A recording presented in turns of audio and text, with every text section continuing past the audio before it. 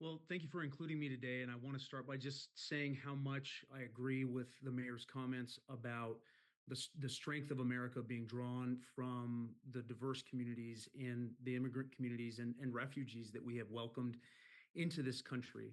I will say that participating in this news conference today as a Catholic, in the wake of the death of Pope Francis, I think it is an important moment to reflect on his legacy and on the fact that what binds so many faith traditions from across together is this understanding that our first moral obligation is to help those who are the most vulnerable, the weakest.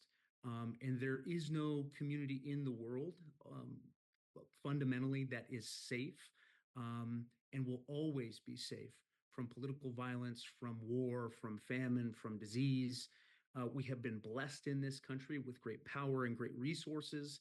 And I think the mark of our greatness is how we utilize that power, not to aggrandize ourselves, not to empower ourselves, not to promote only economic interests, but to export our ideas.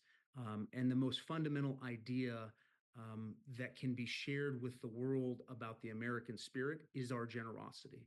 And I know that in a time of intense political division in this country, sometimes that gets obscured by the never-ending fights in Washington and the policy disagreements that we obviously have with the Trump administration.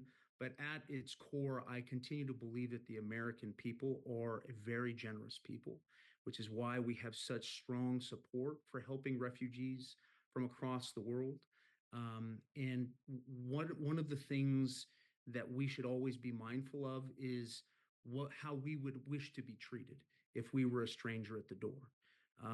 That is something that is foundational to my faith tradition and to so many faith traditions from around the world. And we are made better and stronger by integrating that into who we are, by showing how great and strong we are, by helping those who need it the most.